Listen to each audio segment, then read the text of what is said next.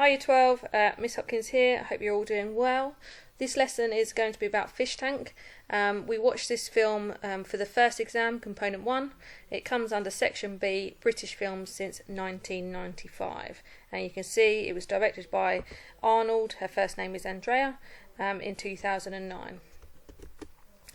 So within this part of the exam, we are going to study narrative and ideology.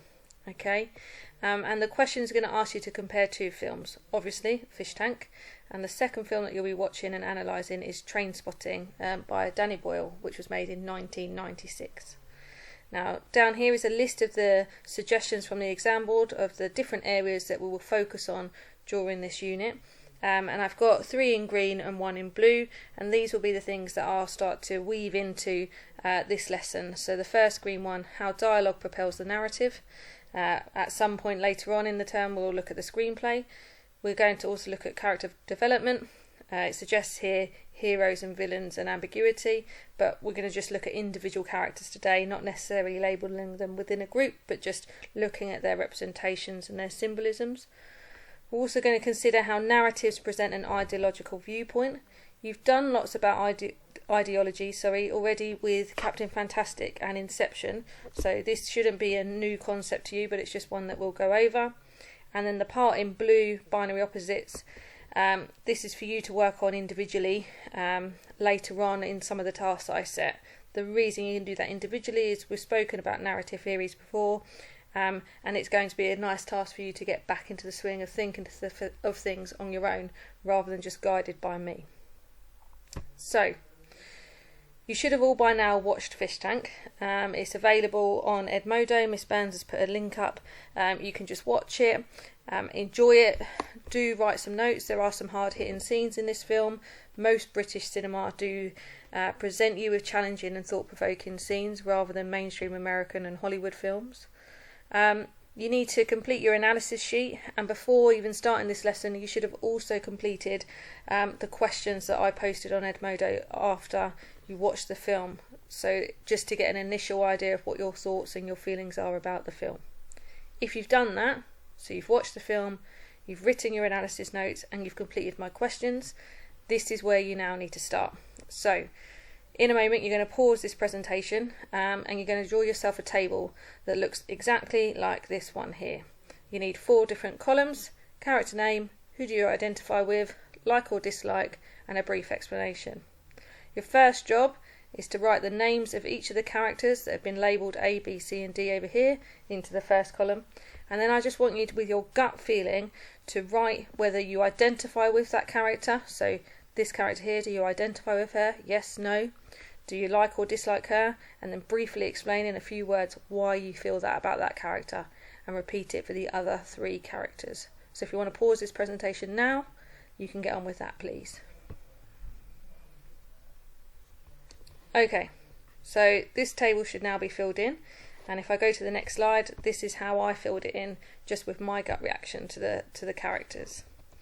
So this first character over here, she is called Tyler. We then have Connor, we then have Joanne, and we have Mia. Mia being our main protagonist, I suppose, the character that we follow, that we potentially align ourselves with throughout the film. Tyler is Mia's sister. Connor is Mia's mum's boyfriend. Joanne is Mia's mum. And Mia is Mia, obviously.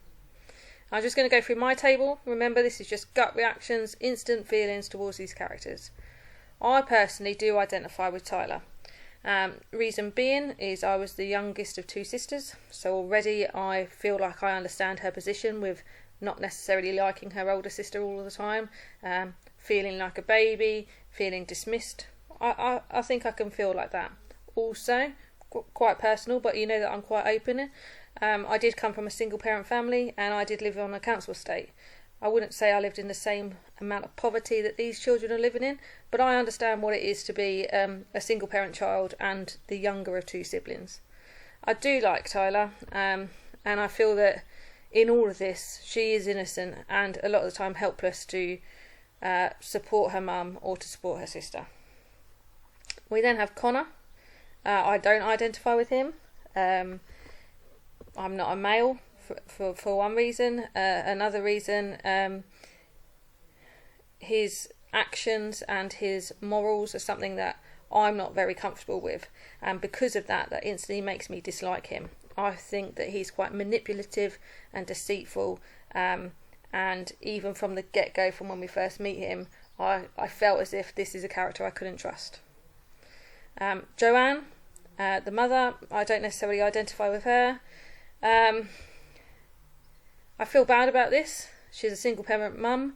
She's struggling with lots of her own issues, but again, this is initial feelings. This isn't thought process. This isn't reflective, and initially I dislike her because I find her very selfish and very childish, more so than Tyler, for instance.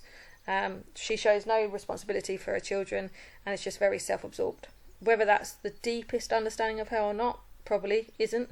But again, this table was just about gut reactions. Mia, I do identify with her. Reason being that kind of drive and that ambition to rebel against the circumstances that you're placed within. I always feel like that, not only when I was a teenager, but even now. If I feel I want to better myself, I would always try to do so, even if it's a challenge. I like her because of this attitude that she has. She does make it hard for me at times to like her, but I can't help but want her to thrive and succeed, and I support her determined mindset and her independence. Now, just because that's what I've got, yours might be very different. You might identify with other characters. You might like and dislike other characters. That's fine. This is all about your character relationship. And we need to be open-minded and respect that people might feel different things or might interpret different things. And that helps us to then get an idea of why the narrative has been set up in a certain way and what ideologies come out of it. Whether you like or dislike, identify with or disidentify with certain characters, the ideologies will remain the same, and we can talk about them as a group and their concepts. So, coming back to those starter questions. Who are the main characters within the film? We've ticked that off. Who are the audience encouraged to identify with and dislike? We've ticked that off. This is the next big step. Because of those two things, because of who we're encouraged to identify with and who we're encouraged to like and dislike, ideological implications happen. So social ideas, morals, values, feelings, themes, issues around gender, issues around politics, issues around welfare, all of these things may come up, and that's an ideological implication. And everyone will access these differently, depending on, for instance, your own upbringing or your own moral stance. But some things will be rooted in agreement throughout the way that the film has been created. So the way that the director has put the film together. So we need to focus on Mia for now. The reason I'm going to focus on Mia is she's the constant. She's the person that we follow throughout the whole narrative, throughout the film. We are placed right next to her from the get-go, and it's her that we want to discover as an audience what happens to her in her life. So this is my gut reaction about Mia, and this is what I have to do. So this is what you need to do with your gut reaction. You need to consider and reflect upon how you came to that conclusion. So it's all about analysis.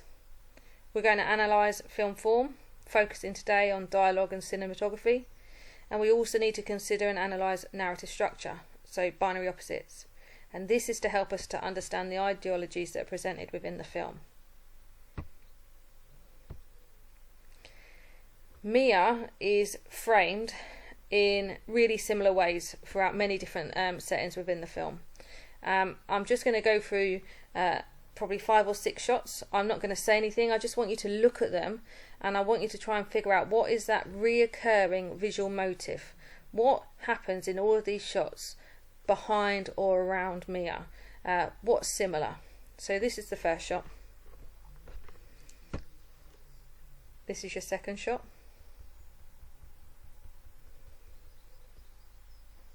Make notes as you go. Compare them. What's similar? This is your third shot.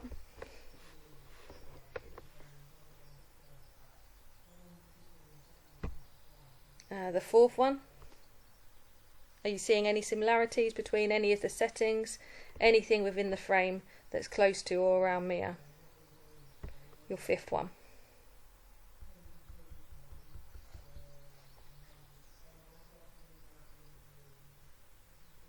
This is where it'd be really great if we were in class and we could have that discussion back and forth about what we're noticing as going on. But hopefully you've made some notes, and then I'm just going to take you through in some detail my thoughts about the visual motif throughout these different shots. So Mia very often is placed next to or behind a barrier. In this shot in particular, it's the metal window frame. It's a barrier between her being trapped and the freedom that she seeks outside. And if we go back a shot, there you go. You've got a metal gate in front of her. Very prison-like, very cage-like. She's trapped, she cannot get out. And we go back again. Lovely large window, same metal frame as in that first shot that I showed you. But not only is it just one window, there's multiples of this. Even this window being ajar here, it can't even be fully opened. She cannot access that sense of freedom. And this one here, we see other issues that Mia has. She is trapped within her location, which I'll talk about a little bit more. She has an escapist route through music. Music is her way of self-expression and her sense of freedom, but she's also controlled by her alcohol addiction. That addiction isn't particularly strong at the moment, but it's a reoccurring thing. When things get really bad for Mia within the film, she turns to alcohol. So if I just come back to this slide, the metal frame, the window, metal window frame, acting as a barrier between Mia and her freedom. She often is also seen looking down from up high, connoting that everything's out of reach for her. Even if she could get it, she's too far away from the thing that she so desires. Colours throughout the film, the colour palette, very gritty, quite bleak in a way. We do see a lot of blue, so if you go back through those shots that we looked at a little while ago, whether it's set in day or whether it's set at night, she is often framed by blue. Now, with my art teacher hat on, blue is a cold, negative colour that in paintings often symbolises isolation within a character. But I think it could go a little bit deeper within Fish Tank. It could also symbolise the bleak outlook that Mia only feels free when she's on her own and in this abandoned flat. Although she is trapped within this flat, this is where she feels her most alive, when she's dancing on her own, away from it all. And actually that's quite a sad thing to realise, that despite having people in your life, you're better off on your own. And that also is a symbolism of Mia and her character and the struggles that she has. So I'm just going to come over here to this box, okay? So throughout the film, Mia often shares the frame with an obstruction between her and her freedom. She is trapped in many ways, and in most instances this entrapment is out of her control. It's like she was born into it. Her social class, her gender, her single parent upbringing. All of this denotes to the audience that they should sympathise with Mia. And that sums up exactly why I think that this overpowering need to like her is something that I feel, even when she makes it hard for me. Coming to that, and developing on that idea that Mia makes it hard for me, she is not a simplistic character. It's not as if we all just feel sorry for her straight away and she's the victim and we need to go and save her. Arnold, as a director, doesn't often create very simple characters. There's always lots of nuances and lots of changes within her characters, and that helps create that sense of realism. No character, no person in life is straightforward and simple. We all make mistakes, we all thrive, we all have successes, but we all, and at the end of the day, are human, and not all of our paths are perfect. Mia certainly is not. Because of that, it's hard for us to always align our direct empathy with her. This is mainly presented to us through her use of language and how she speaks to others. She isn't the nicest of people when she's communicating with other people. Also, her rash decision making makes it very hard at times for me to sympathise with her. I think, stop, take a minute. Why are you making that decision? But is this rash decision making due to the lack of guidance she's received from her parents, or lack of parents? We never see her father. Her mother is around, but hardly in the role of a supportive and caring mother that you would expect within society to portray. What I'd like you to do on the next slide is watch the opening sequence. You just need to press play on the image. In fact, no you don't. I need to do that, which I will do. The sequence will play, and I want you to consider whether or not Mia has treated anyone with respect since we first set eyes on her. So it's the very first sequence, the whole sequence. I'll play it in full. Whilst you're watching it, who does Mia show respect to?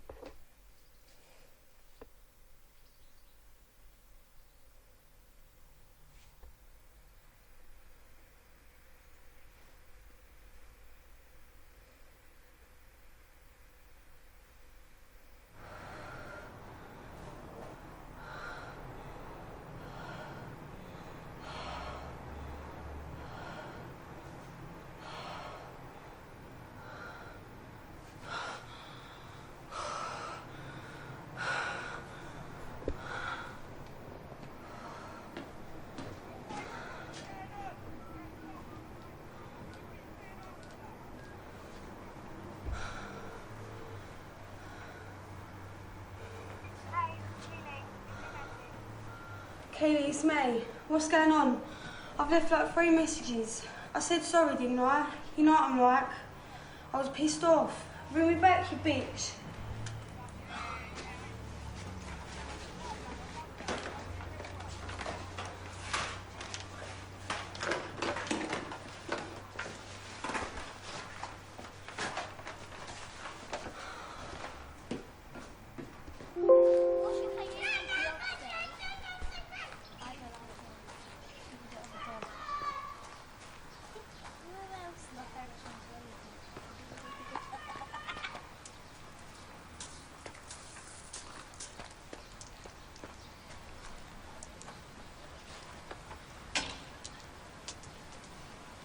Tyler, what are you doing?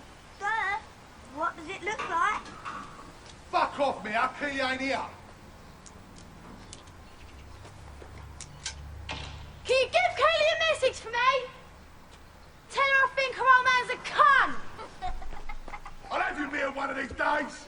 You'd be so fucking lucky.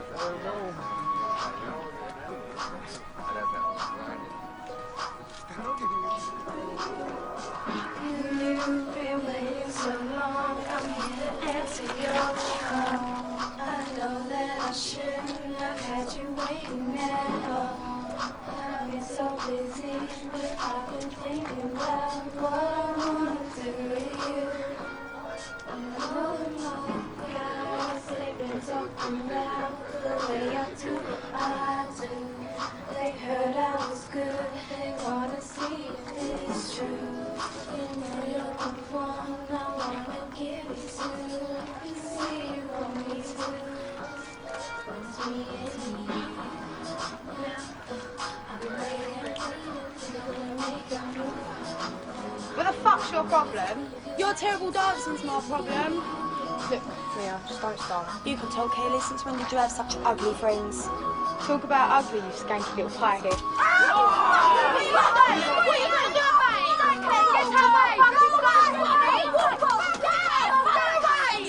If you want some fucking more, you know where we are. Walk away!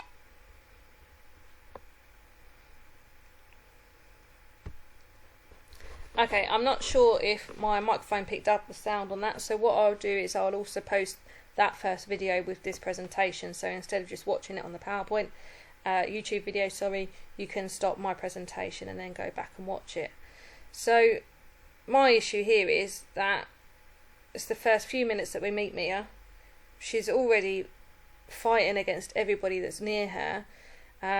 She's rude to somebody's father.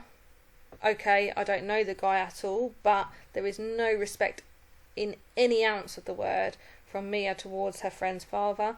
And then the way that she acts around the girls is very aggressive straight away, very reactionary, very rude, to be honest.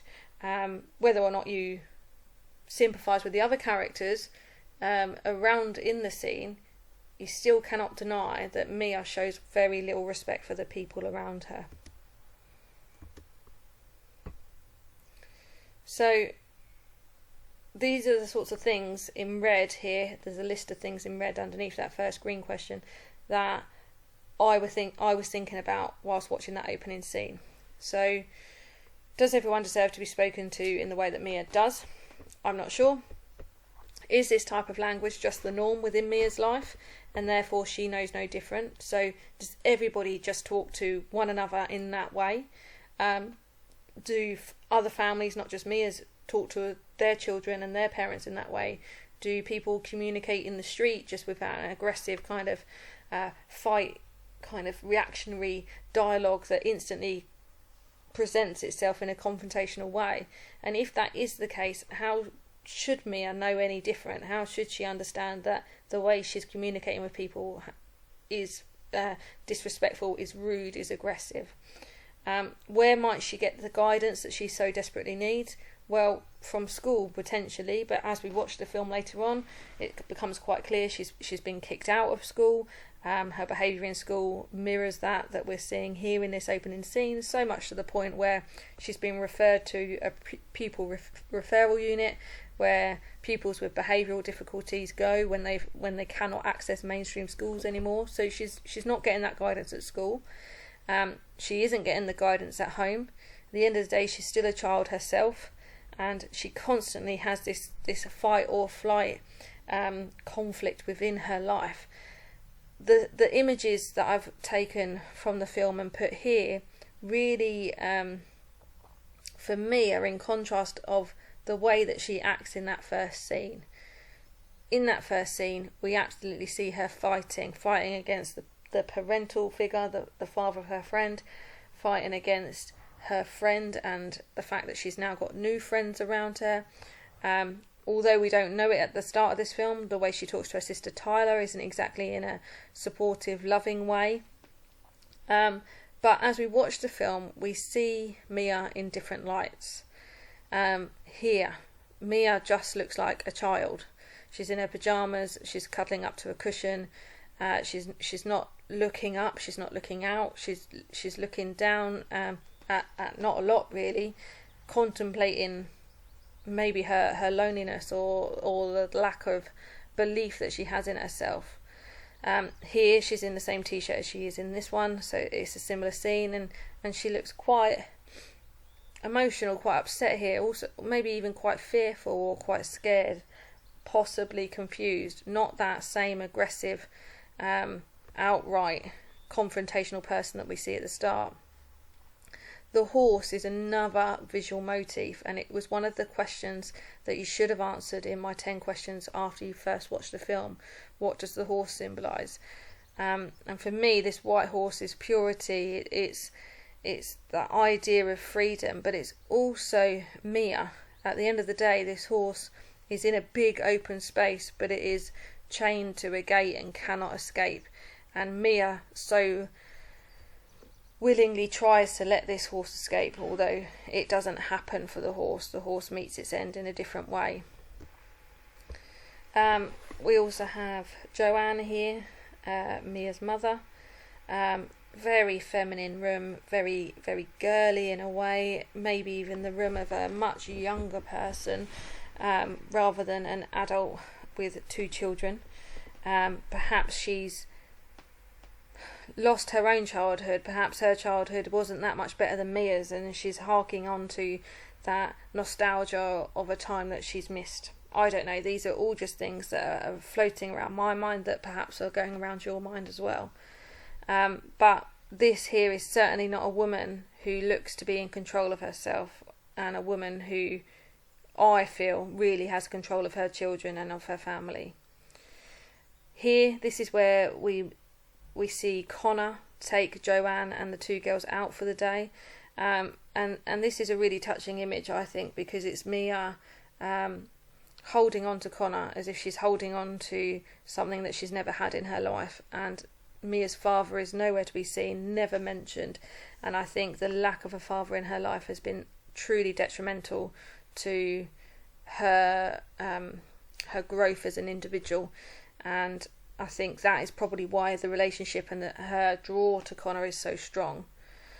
This image over here, I find it really powerful. We've got Mia with her back to us, with the vast landscape of the city beneath her. Because we can't see Mia's face here, and because she's just wearing quite plain clothes, this basically could be anybody. This could be me, this could be you, this could be your friend, it could be somebody in Cambridge. It's basically a universal image that might represent anybody, that might allow us, wherever we're watching Fish Tank, to align ourselves with Mia, and that idea of hoping for better, although it's always a little bit out of reach. And that also backs up my feelings towards Mia. This shot symbolises why I am able to align myself with her, sympathise with her and like her. But even after these thoughts, so from watching the first scene, I ask you to think about this, consider whether or not Mia has treated anyone with respect since we first met her, and then I had a trail of thoughts, thinking actually at the end of the day she's a child herself and she doesn't have any guidance. This is why I empathise with her, this is why I align myself with her. But then later in the film, I just cannot justify Mia's behaviour towards Kira, Connor's son. And this is where I find myself having the biggest difficulty with Mia as a character. It's quite obvious that Mia is jealous of Kira. Connor, who is Kira's father, returned to his daughter. Mia's father has never returned to her. Her dad is nowhere. We have no idea who he is, where he is, or what he's doing, but he certainly isn't looking after Mia and her family, and he certainly hasn't returned. Kira lives in a wealthier part of town than Mia does. She, on the surface of things, has everything that Mia could possibly have wanted as a child, and she's innocent and carefree. I am in a constant state of flux, so I like Mia, I dislike Mia, I like Mia, I dislike Mia, throughout the whole film. But in the end, my sympathy towards her does supersede my dislike. I can't justify the fact that she kidnaps Kira and pushes her into this water, but she does save Kira and she does safely walk her home, and that in the end is what supersedes my dislike for Mia. So after all of that, just thinking about Mia as an individual character, from watching the opening scene, from considering her relationship with her mother, considering her relationship with Connor and the lack of a relationship she has with her father, from considering her schooling, the fact that she's been kicked out of school. She has no friends. Her friends have decided they don't like her. Her friend's father threatens to come and get her one day. Her sister and her don't have a relationship. All of these different thought processes help me to think about the ideological issues that are represented in the film. There is absolutely no doubt about it. Arnold is commenting on social issues. The poverty that Mia is born in. And that's a poverty of financial status. She doesn't have any wealth. There is no money in the family. But also a poverty of love. There is a very huge lack of love in her family. And Connor certainly does not love her either. There is, in some ways, no love in Mia's life. And because of this poverty, it is able to dictate and control the outlook that she has on her own life. She wants to strive for better. She wants more opportunity in her life, but it's always out of reach. Arnold also has challenged the dominant representations of youth. Many films would just present Mia as difficult and deviant, but this film allows us through the narrative to steer the spectator to see the events from Mia's perspective, because from the very get-go we are with Mia. It does allow us, just as I showed you earlier, to consider and to weigh up how much we can forgive Mia for her failings and forgive Mia for the bad choices that she makes in order to align ourselves with her. There is also an absolute lack of a nuclear family, and this is something that you will have discussed with Captain Fantastic. So, nuclear family is a family group consisting of two parents and their children, one or more, and it's in complete contrast to a single parent family. So, the lack of a nuclear family has a massive impact on the children within this film, and it also has a snowballing effect that continues into later life. What I mean by this is, I presume that Joanne has had a very similar upbringing to that of Mia and Tyler. Therefore, Joanne's children also have that upbringing, also have those negative experiences. And this is what Mia's so trying to buck the trend of. And eventually, the film ends with Mia leaving that environment. Okay, we don't know where she's going to, and it's with somebody that she's only met recently, but she is bucking that trend. And hopefully we get some narrative resolution from that. Okay, there's lots of information that I've discussed here, so I'm going to just set out the tasks that you need to do. First of all, task 1, I need you to create a mind map based solely on Mia. So in the centre, have her name and have 3 branches coming off of it. The first one, binary opposites, the second one, cinematography, and the third one, dialogue. I want you to map your initial thoughts, having gone through this PowerPoint, about her as a character. Use your own opinions, because they may be different to mine, and as I said at the start of this presentation, that's absolutely fine. I haven't gone through binary opposites here, as I'd like you to use your own analytical skills. So this is what you're going to do for binary opposites. Consider who or what within the film opposes the representation of Mia, resulting in her character becoming even more present within the narrative. So there's lots of examples that you can do here. Who or what is opposite to Mia? Is it her mum? Is her mum a totally different person to Mia? Is it her setting, the locations that she's framed within? Are they opposite to Mia? Okay, what things oppose her in order to make her character even stronger? Your second task is to do exactly the same thing. Create a mind map, but based solely on another character. I want you to either choose Connor, Tyler, or Joanne. Refer to your table at the start of task. This is my table down here. Again, yours might have different things in here, absolutely fine. And in the centre, have her name or his name in case we were doing Connor, and then have the 3 branches from the previous one coming off of it, but I want you to add a 4th. So you're going to talk about the binary opposites from the film within linked to this character. What cinematography is used on this character and how does that symbolise them? How do they speak to one another? You could even quote some of their key lines within your mind map if you'd like to. But this is the more challenging bit. What ideologies can you find that are associated with that character? So you need to consider how your chosen character links to the ideologies discussed below, the ones that we've already spoken about. Does Tyler represent the social issues, for instance? Does Tyler also challenge the dominant representations of youth? Does Joanne help to represent and portray that idea of the lack of a nuclear family? How does Connor also do this? This is quite a simple task, but it requires you to think independently, because I'm not giving you the answers here, and that's what I'll be looking at and giving feedback on when you've completed the task. Now these first two tasks, these could be completed on paper. They're both mind maps, absolutely fine, 2 separate pieces of paper. You can colour code them if you want. Once they're complete, can you take a photograph of them and submit that into your Edmodo assignment that I've created. The last task, this is a written task, okay, 500 words.